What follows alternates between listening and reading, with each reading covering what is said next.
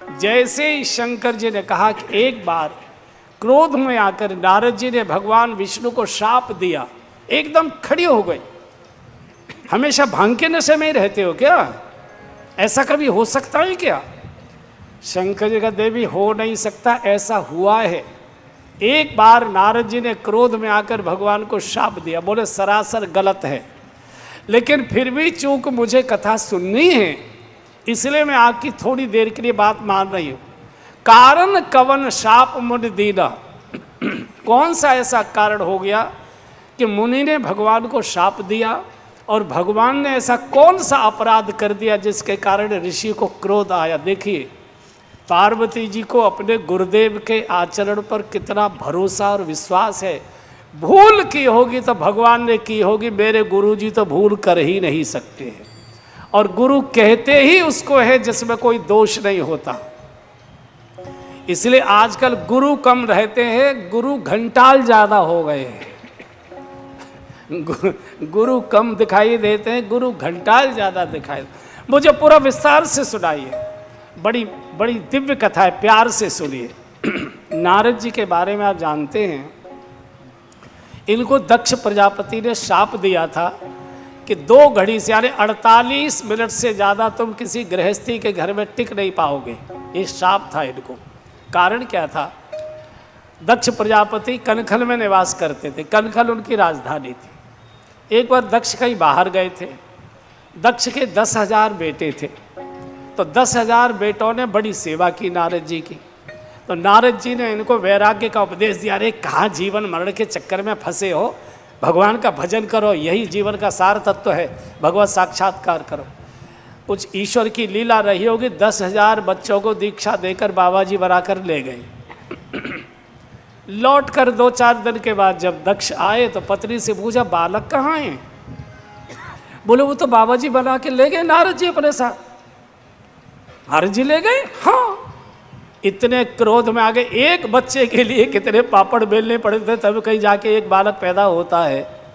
10,000 लड़के ले गए, वहीं से जल अभिमंत्रित करके फेंक दिया नारद जी की दिशा में। नारद जहाँ भी हो, अब तू किसी गृहस्थी के घर में 2 घड़ी से ज़्यादा टिक नहीं सकता। तब से नारद जी के पैरों में चक्कर है। एक बार घूमते घूमते ऋषिकेश हरिद्वार के बीच में जो सप्त ऋषि आश्रम है गंगा जी के किनारे, यहाँ एक घूमते घूमते आए। कुछ भगवान की कृपा रही होगी, कुछ भूमि का प्रभाव संस्कार रहा होगा, जो भी कारण रहा हो। सप्तऋषि आश्रम आते ही इनकी गति रुक गई नारद जी की, और सोचा घूमते घूमते बूढ़ा हो गया, अब तो बैठ के भजन करूँगा, मुझसे घूमा नहीं जाता। और आसन लगा के बैठ गए और समाधि लग गई। इंद्र घबरा गया। जो भी सत्ता के आसन पर बैठा होता है वो तपस्वियों से बहुत घबराता है, बहुत, चूंकि सत्ता का लोभ होता है ना, कहीं ये तपस्वी तपस्या के बल से सत्ता न खिसका ले। इंद्र घबरा गए, बाबा तो कभी बैठकर तप करता नहीं था, कहीं ऐसा तो नहीं है कि मेरे सिंहासन कोई लेना चाहता हो। और इंद्र ने षड्यंत्र किया, कामदेव को बुलाया और कहा, कामदेव जाओ, हमारा आदेश है, जिस प्रकार भी जैसे भी हो नारद की समाधि खुलवाओ। सभी नृत्यांगनाओं को लेकर, अप्सराओं को लेकर, गायकों को लेकर, वादकों को लेकर, जो करना हो सो करो, जो पैसा चाहिए, जो साधन चाहिए सब हम देंगे, लेकिन नारद की समाधि खुलवाओ। कामदेव आ गया मालिक की आज्ञा लेकर। इंद्र राजा है, राजा की आज्ञा, राजा आज्ञा तो माननी पड़ती है।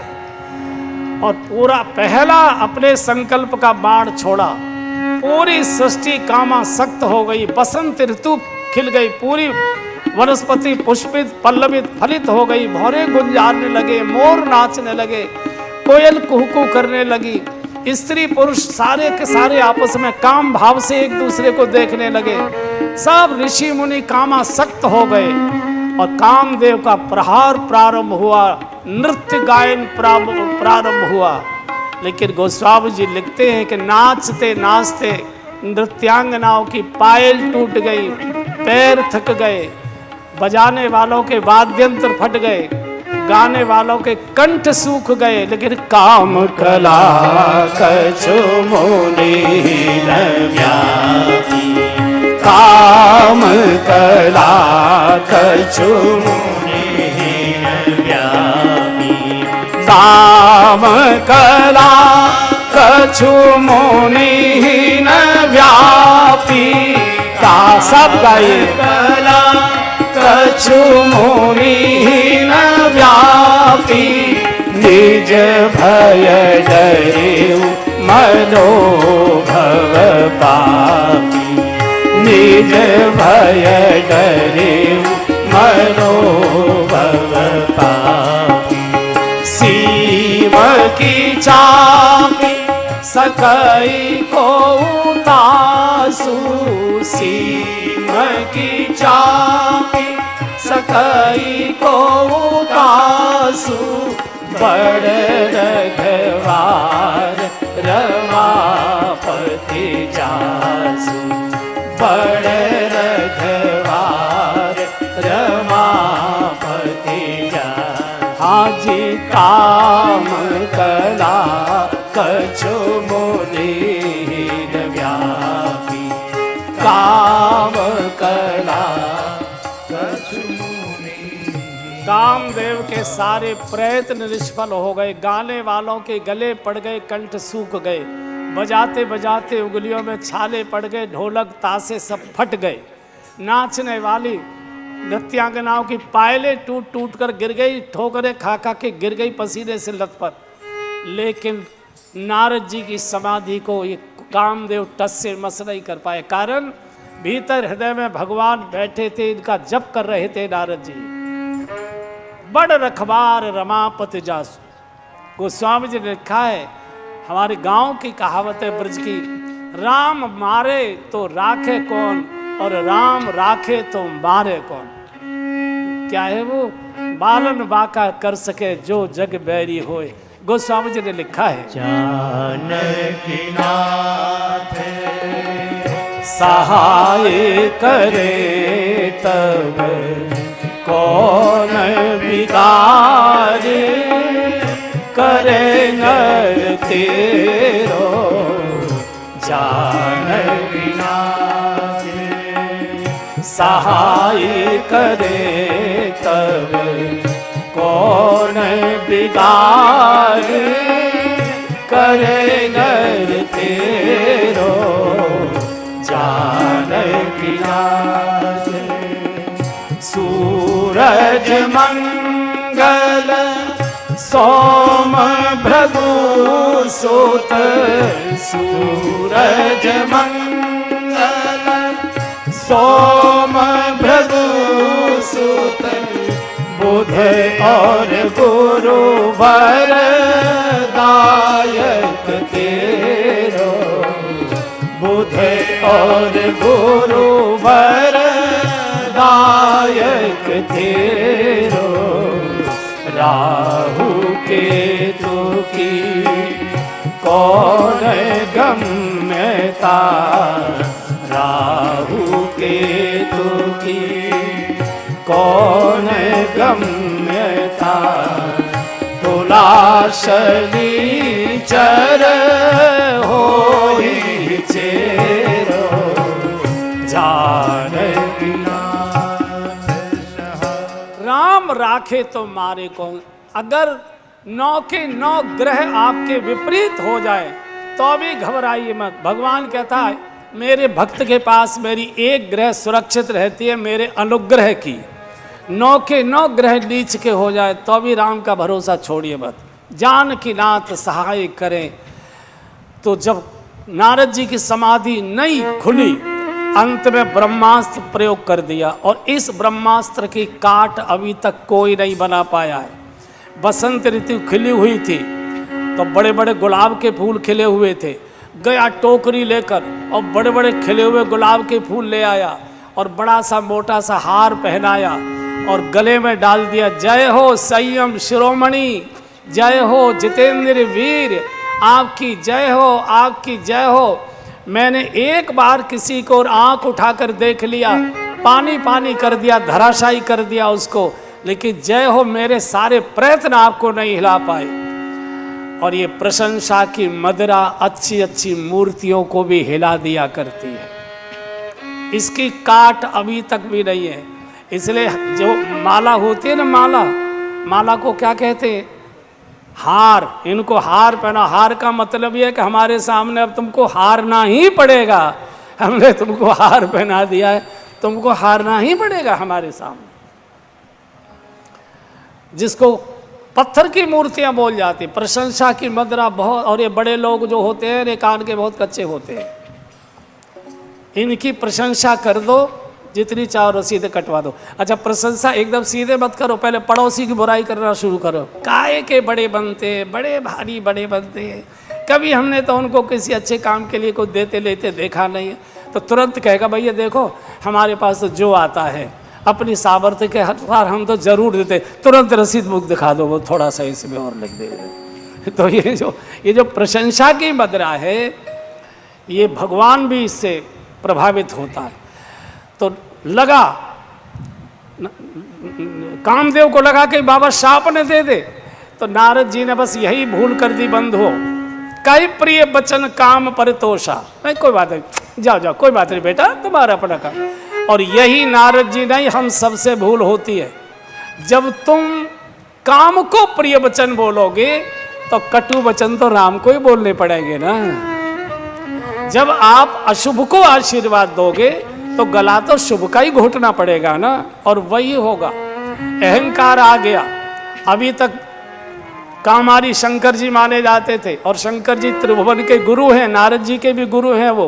तुम त्रिभुवन गुरु वेद बखाना, ईर्षा हो गई गुरु से। और शास्त्र क्या कहता है? जे सठ गुरु सन ईर्षा करही, जे सठ गुरु सन ईर्षा करही, जे सठ गुरु सन ईर्षा करही, जे सठ गुरु सन ईर्षा करही, रौरव नरक कोटि जोग फरही, रौरव नरक कोटि जोग फरही। अरे गुरु की कृपा से तो तुम खड़ा होना सीखे हो, गुरु की कृपा से तो तुम आंख खोलना सीखे हो, और तुम गुरु से ईर्ष्या कर रहे हो। जय सठ गुरु सन ईर्ष्या कर रही। भक्त कभी नहीं कहता ये मैंने किया है। भक्त क्या कहता है? मेरा आपकी कृपा से सब काम हो रहा है, मेरा आपकी कृपा से सब काम हो रहा है। करते हो तुम कन्हैया, मेरा नाम हो रहा है। करते हो तुम कन्हैया, मेरा नाम हो रहा है। मेरा आपकी कृपा से सब काम हो रहा है, मेरा आपकी सब कृपा से सब काम हो रहा है। पतवार के बिना ही मेरी नाव चल रही है, पतवार के बिना ही मेरी नाव चल रही है। हैरान है जमाना, मंजिल भी मिल रही है। हैरान है जमाना, मंजिल भी मिल रही है। करता नहीं मैं कुछ भी, ये तमाम हो रहा है। करता नहीं मैं कुछ भी, ये तमाम हो रहा है। मेरा आपकी कृपा से सब काम हो रहा है। मैं नहीं तू ही, पूजरी गुरु जी का ये ध्येय वाक्य था, मैं नहीं तू ही। पहले मैं गुरु जी को ही बताऊंगा कि अब तुमसे बड़ा तुम्हारा चेला हो गया, और गुरु से ईर्ष्या, सीधे कैलाश पहुंच गए। धूप सेक रहे थे शंकर जी, आइए आइए ऋषवर आइए। जब प्रणाम किया ना कुछ क्या, मैं तुमसे छोटा थोड़ा ही हूँ, अब काय को प्रणाम करूंगा, मैं तो गुरु का गुरु हो गया, मैंने कामदेव जीत लिया। आइए आइए ऋषवर, बड़ी कृपा की, बहुत दिनों के बाद आप, अरे यार ससुराल में पड़े पड़े भांग खाते रहते हो, तुमको मालूम है दुनिया में क्या हो रहा है? बोले क्या हो रहा है? कुछ पता नहीं लग रहा, 3 साल से तो कोरोना ने आना जाना बंद कर दिया है, इधर भी कोई नहीं आ रहा, हम भी नहीं जा पा रहे, अखबार आना बंद हो गया, मोबाइल की चार्जिंग खत्म हो गई, और कुछ समाचार मिले। क्यों, कोई खास बात हो गई क्या? ओहो, खासी बात नहीं हुई। अब देखिए, मनुष्य शरीर से कहाँ बैठा है महत्व की बात नहीं, मनुष्य का मन कहाँ अटका हुआ है महत्व का। बैठे कामारी शिव के पास, और क्या करें, अरे आजकल तो भजन करना भी भगवान का मुश्किल होगा। वो कामदेव का बच्चा आया, क्या सुंदर अप्सराओं को लेकर, क्या उनके रूप, क्या उनके रंग, क्या उनके ढंग, क्या उनके ठुमके, क्या उनके कंठ, क्या उनके स्वर। शंकर जी सुनते सुनते रोने लगे, अरे बाबा ये काम कीचड़ में तो डूबने के लिए हम गृहस्थी बहुत रहे थे, तुम काहे को ये काम कीचड़ में डूबो।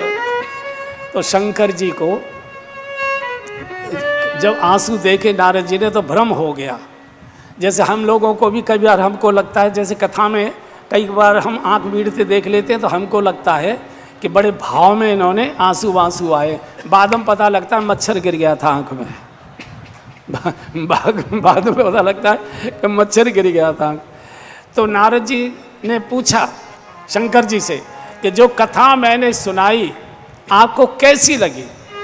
मान लीजिए मैं ही आपसे किसी दिन कहूँ कि कथा अच्छी लगती है, तो आप अगर ये कहे कि हाँ महाराज जी कथाएं तो बहुत सुनते हैं, लेकिन आपकी कथा का रस अलग है, तो मेरा मन करेगा आप थोड़ी देर और मेरे पास बैठिए। और अगर आप कहते हैं महाराज जी इतना बोर किया आपने कि 3 घंटे काटना मुश्किल हो गया हमको, तो कि पूछिए मत, तो मैं अगले दिन आपको बात करूँगा, बिठाऊँगा। बिल्कुल वही हुआ। जैसे ही शंकर जी से पूछा नारद जी ने कि जो कथा मैंने आपको सुनाई वो आपको कैसी लगी, नारद जी ने हाथ जोड़ दिए, गुरु शिष्य के हाथ जोड़ रहा है, बार बार मोरे तोरी, बार बार मोरे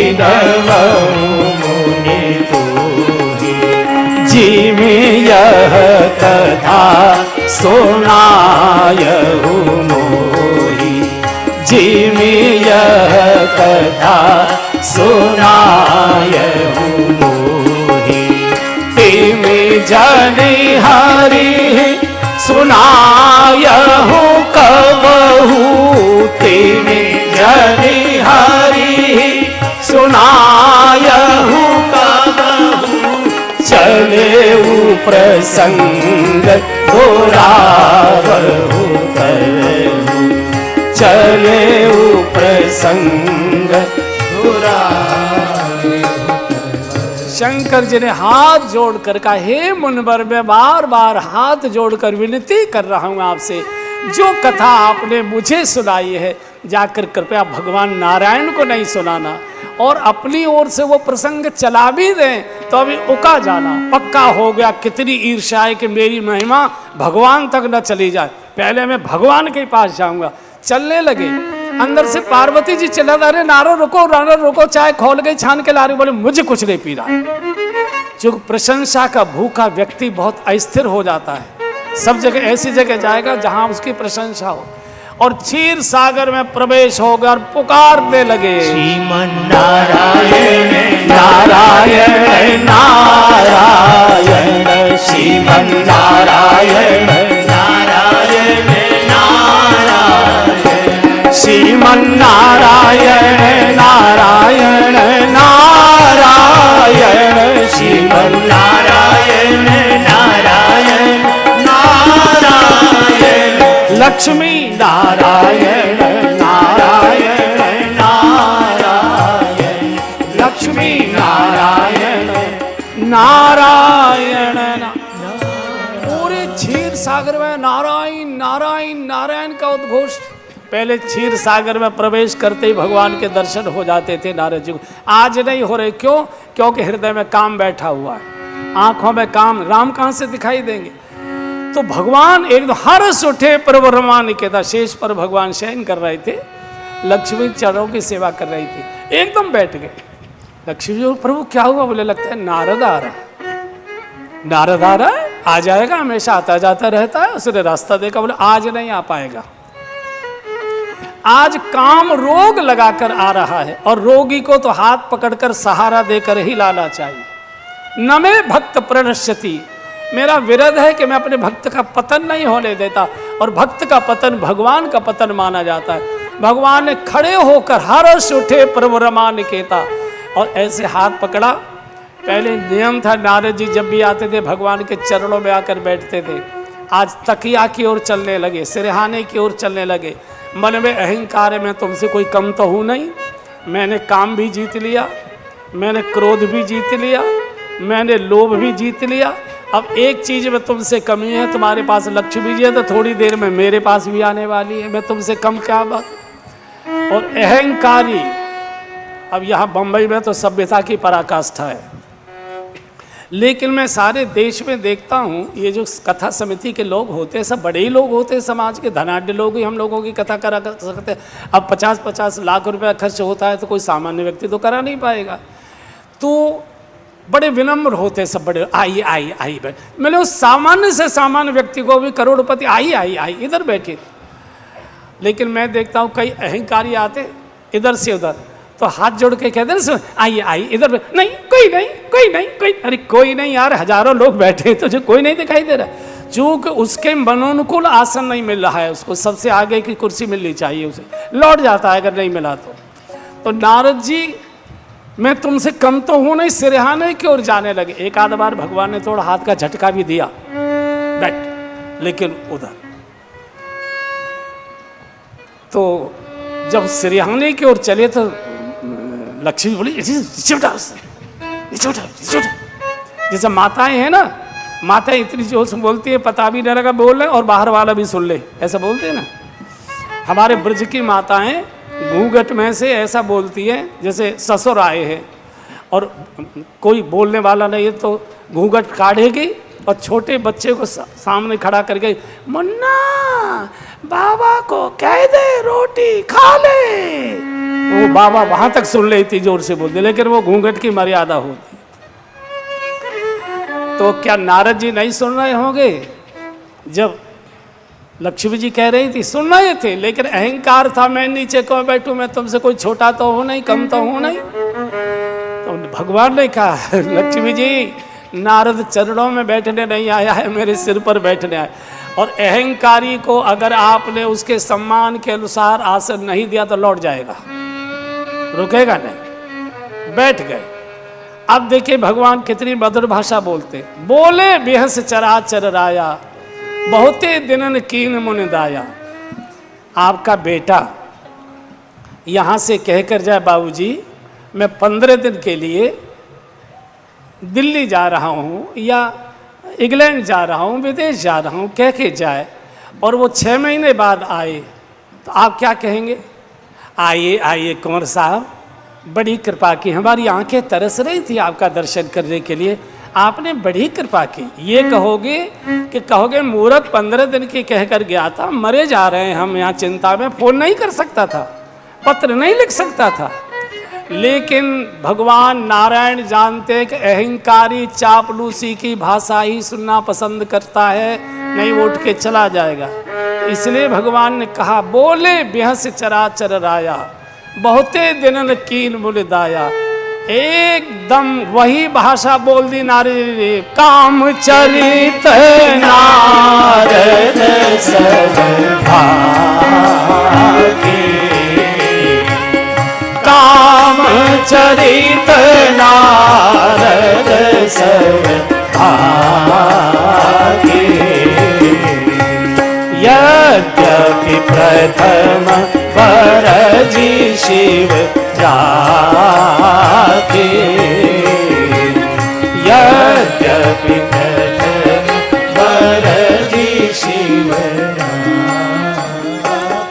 मैं फिर निवेदन कर रहा हूँ बंधुओं, आप शरीर से कहाँ बैठे हैं ये महत्व की बात नहीं, आपका मन कहाँ बैठा हुआ ये महत्व की बात है। शरीर तो कई बार पूजा घर में बैठा रहता है, लेकिन मन हमारा जन कहाँ अटका हुआ रहता है, कहाँ खोया हुआ रहता है। और तन की केवल यात्रा चिता तक है, तन केवल चिता तक आपके साथ जाता है, मन जन्मों तक साथ वही रहता है।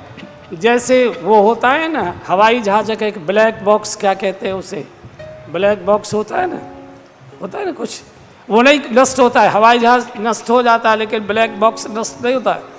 मन जन्मों तक साथ जाता है। फिर सुन लीजिए, आप तन से कहाँ बैठे ये महत्व की बात है। तन चिता तक जाएगा, थोड़े बहुत चीर फाड़ हो जाएगी, थोड़े बहुत रोग धोग हो जाएंगे शरीर में, और शरीर की कोई इससे आगे की यात्रा नहीं। आपका मन जिस चिंतन में डूबा रहता है, मन ब्लैक बॉक्स की तरह अनेक जन्मों में साथ जाता है।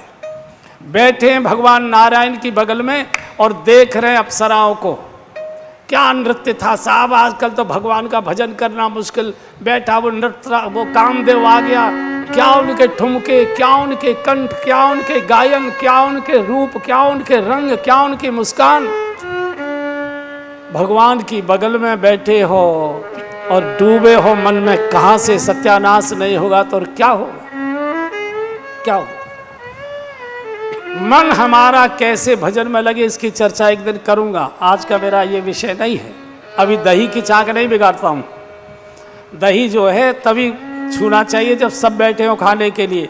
अगर एक के लिए निकाल के दे दिया तो वो पानी छोड़ देता है, कहते हैं ना चाक बिगाड़ दी इसने दही की। चलने लगे, अरे नारद बैठो ना, नहीं मुझे जाना है। सोचा इनके पास बैठ के क्या करें, दो चार स्वागत समारोह में। भगवान ने रास्ते में एक लीला कर दे, एक सुंदर सा नगर बसा दिया माया से, और यहाँ का राजा शीलनिधि बना दिया, और एक बहुत बड़ा विशाल पंडाल, डेरे, ये वो बड़ा सुंदर झंडिया। तो खेतों में किसान काम कर रहे थे, तो नारद जी ने पूछा ये किस राजा का नगर है। अब यहीं से गए थे नारद जी, तब नगर नहीं था, तो इनको अकल लगानी चाहिए थी, तब नहीं था, अब कैसे हो गया। ये तो लगता है कोई माया तो नहीं है। बोले शीलनिधि राजा का नगर है, और ये मंडप बोले उनकी बिटिया है विश्वमोहिनी। देखिए माया का नाम आ गया, विश्वमोहिनी। आज उसका स्वयंवर है, तो सब राजे महाराजे उनके लिए व्यवस्था है। अब भीतर काम तो हृदय में बैठा था, विश्वमोहिनी की चर्चा आ गई, मन कर आए देखो तो सही विश्वमोहिनी कैसी है, और पहुंच गए। राजा ने स्वागत सत्कार किया है। यहाँ मैं एक बात बोल देता हूँ, वैसे मुझे बोलनी नहीं चाहिए, अच्छी नहीं लगती होगी, चूँकि मैं साधु के आसन पर हूँ इसलिए मैं उसे बोलता हूँ, ये जानकर कि मेरी बात न कोई मानेगा न कोई सुनेगा, उल्टे मुझे गालियाँ देंगे। फिर भी मैं बोलता हूँ, किसी भी साधु को किसी भी शादी समारोह में गलती से भी नहीं जाना चाहिए, चाहे जितने बड़े आश्रम के शिष्य हों, चाहे कितना ही बड़ा उन्होंने आश्रम के लिए धन खर्च करके सारी व्यवस्थाएं खड़ी की है, फिर भी उनके बेटा बेटी के शादी समारोह में नहीं जाना चाहिए। हाँ, शादी के बाद बेटा और बहू आश्रम आए, आश्रम की मर्यादा का दर्शन करें, वहाँ कुछ ज्ञानोपदेश आप करिए, शिक्षा दीजिए, मंत्र दीजिए। बेटी और दामाद आपके आश्रम आए, वहाँ उनको आशीर्वाद दीजिए। अनुभव कहता है कि शादी में जाते जाते साधु, बोलूं कि न बोलूं, आज का सेमी गृहस्थी जैसे हुए जा रहा है, ये अपराध है। और मैं जानता हूं कोई साधु मेरी बात मानेगा नहीं, लेकिन मुझे जिम्मेदारी है बोलने की, नहीं जाना चाहिए। और वही नारद जी का सत्यानाश होगा। कन्या बुला ली, बाबा इसके जरा हाथ की रेखाएं देखो, इसको कैसा वर मिलेगा। चेहरा देखने लगे, बड़ी बार लग रहे निहारी। राजा ने कहा बाबा चेहरा मत देखो, चेहरा देखने वाला तो दूल्हा आने वाला है, आप हाथ देखो। और पागलों किसी बात बोलने लगे, कहना ये चाहिए था, अरे इसके हाथ की रेखा कहती है कि जो अनंत कोटि ब्रह्मांड का नायक होगा वो इसका पति होगा, जो सारे जगत का स्वामी होगा वो इसका पति होगा। त्रिभुवन का जो मालिक होगा वो क्या कह रहे हैं, जो इसके साथ शादी कर लेगा वो अनंत कोटि ब्रह्मांड का मालिक बन जाएगा, त्रिभुवन का स्वामी बन जाए। उल्टा बोलने लगे और मन मन में सोचने लगे इससे तो मेरी शादी होनी चाहिए। अब देखिए पतन शुरू हो गया ना, इससे तो मेरी शादी होनी चाहिए, लेकिन एक खूंसट बाबा को तो शादी करेगी नहीं।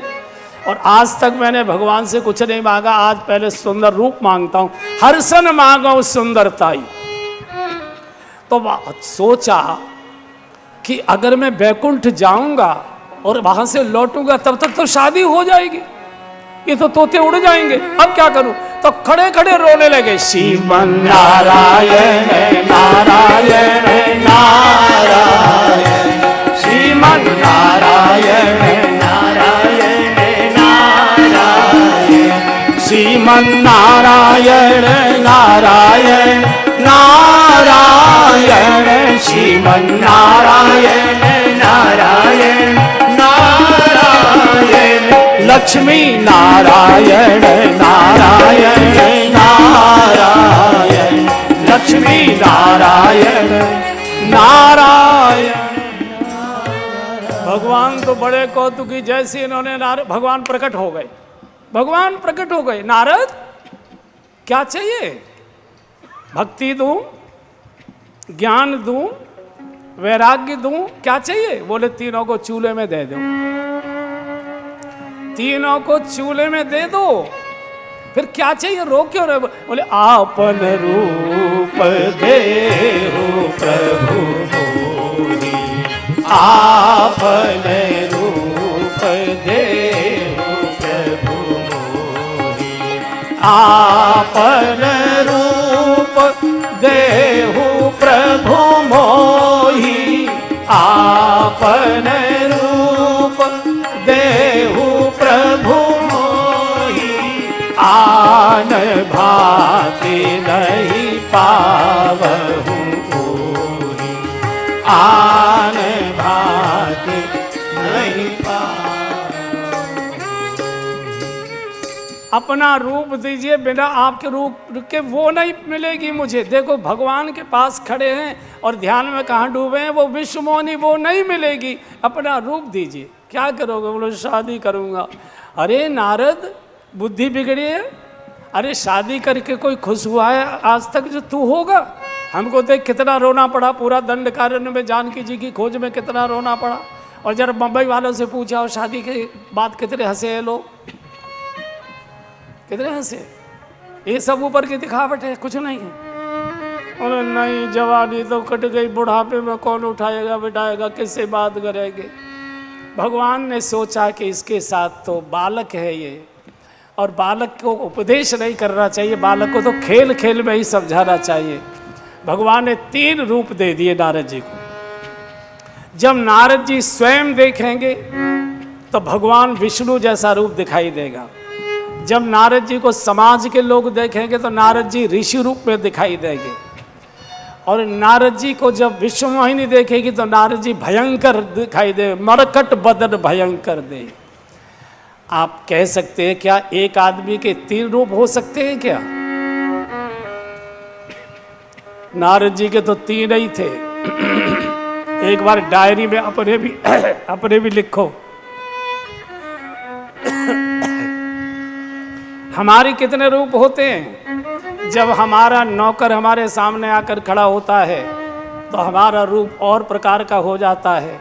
हम जब अपने बॉस के मालिक के सामने जाकर खड़े होते हैं तो हमारा रूप और प्रकार का होता है।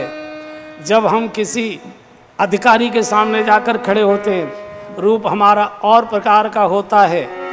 जब हम अपनी साली के सामने खड़े होते हैं रूप हमारा और प्रकार का हो जाता है। और जब श्रीमती जी के सामने खड़े होते तो रूप और प्रकार का हो जाया करता है। कितने बदलता है आदमी, कितने बदलता है। मंदिर में जाते हैं तो हमारा रूप और प्रकार का होता है, कथा में जाते हैं तो हमारा रूप और प्रकार का होता है, और साले की शादी में जाते हैं गोवा तो रूप और प्रकार का हो जाया करता है। व्यक्ति एक ही है, व्यक्ति एक ही है, रूप कितने बदल रहा है।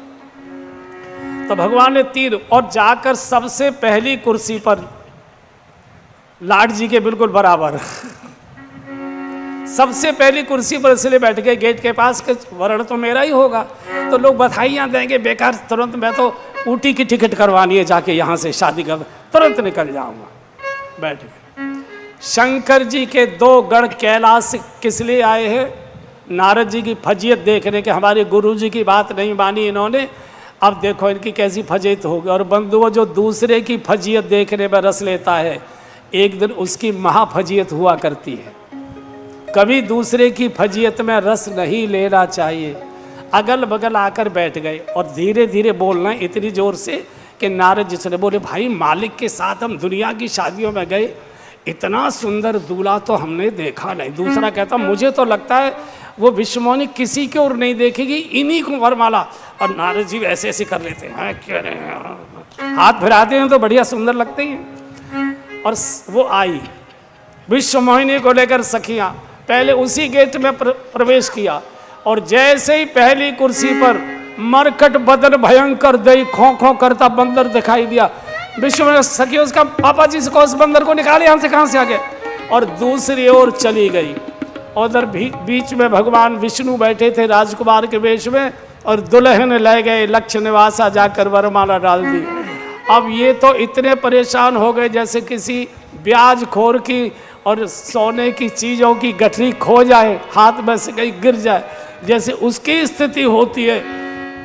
और मैं यहाँ एक निवेदन करूँगा, जब कोई संकट में हो, अशांति में हो, दुख में हो, परेशानी में हो, फिर उस समय उसकी कभी हंसी मजाक नहीं करनी चाहिए।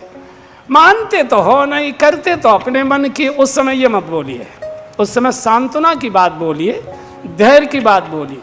लेकिन शंकर जी के गणों ने मजाक कर दी, ब्याह करवे आए हो, शीशा में मुंह तो देखो जाए के। और बंधुओं, जो स्वयं शीशा देखता है वो ऋषि होता है, जो दूसरे को शीशा दिखाता है वो राक्षस हुआ करता है। शीशा स्वयं देखना चाहिए हमेशा। शीशा देखना माने आत्मनिरीक्षण करना कि मैं कैसा हूँ। हम अपने को नहीं देखते, हम दूसरों की व्याख्याएं बहुत करते हैं। यहाँ से तो इनको तो शाप दे दे, जाओ तुम साधु का उपहास करते हो, राक्षस बनोगे। ये भाग्य गुस्से में बोले विष्णु के बच्चे को अब मैं देखता हूँ, और भागे जा रहे हो। फरकत अधर को सपदी चले कमला जी, फरकत अधर को भगवान भाई, सपदी चले कमला जी, दई हो शाप की मरी हो जाई, जगत मोरे उपहास गया। हाँ जी, दई हो शाप की मरी हो जाई, जगत मोरे उपहास कराई, जगत मोरे उपहास कराई। हाँ जी, जगत मोरे भगे चले जा रहे, बीच ही पंथ मिले धनुजारी, बीच रास्ते में भगवान मिल गए। रथ दिखाई दिया, वही लक्ष्मी जी बैठी है, वही विश्वमोहिनी। देखा विष्णु के बच्चे, जो गाली दी थी मैं दे नहीं पाऊंगा यहाँ से, झूठे कहीं के, धोखेबाज कहीं। मैंने जीवन भर तुम्हारे नाम का गुणगान किया सारे जगत में, जीवन में एक जरा सा मेरा काम मना कर देते, जगत में मेरा उपहास का तुमको शर्म नहीं आई है? शाप दे दिया स्त्री के वियोग में, जैसे आज मैं रो रहा हूं एक दिन तुमको भी रोना पड़ेगा। लक्ष्मी बोली महाराज बाबा को मना करो ना, कितनी गाली दे रहे। बोले गाली नहीं दे रहे, ये रस्म पूरी कर रहे हैं। बोले क्या मतलब? बोले शादी के समय माताएं गालियां गाया करती है, हम लोग जल्दी निकले आए, रस्म पूरी करने नारद जी यहाँ आए। और जैसे ही शाप दिया कि स्त्री के विरह में तुम भी रोओगे, भगवान ने माया समेट ली। नहीं तह रमान राजकुमारी, न वो विश्वमोहिनी, न लक्ष्मी जी। भक्त और भगवान दोनों जब विवेक जागा तो चरणों में गिर पड़े, प्रभु मेरा शाप झूठा हो जाए, प्रभु मेरा शाप झूठा हो जाए। भगवान ने कहा साधु क्रोध में भी किसी को शाप नहीं देता। शाप देते तो ये कहते कि तुम्हारी जिंदगी में कभी शादी नहीं होगी। तुमने ये कहा कि पत्नी के विरह में रोओगे, इसका मतलब पत्नी मिलेगी जरूर, मायके से आएगी नहीं, बस इतना ही तो है। और मेरी जलन कैसे शांत हो। भगवान ने कहा जिसका अपराध किया जाता है क्षमा करने का अधिकार उसी के पास होता है, किसी के पास नहीं होता। कोर्ट सजा को माफ कर सकता है, लेकिन अपराध जिसके साथ हमने किया है जब तक वो माफ नहीं करेगा तब तक कोर्ट की माफी झूठी मानी जाती है। वो तो तिकड़म से भी हो जाया करती है, चीजें चेंज भी कर लिया करती है। तुमने शंकर जी का द्रोह किया था, अब वहीं जाकर बैठो और शंकर जी को पुकारो। उसी ऋषिकेश की, उसी सप्त सरोवर ऋषि आश्रम की गुफा में जाकर उसी आसन पर नारद बैठे हैं।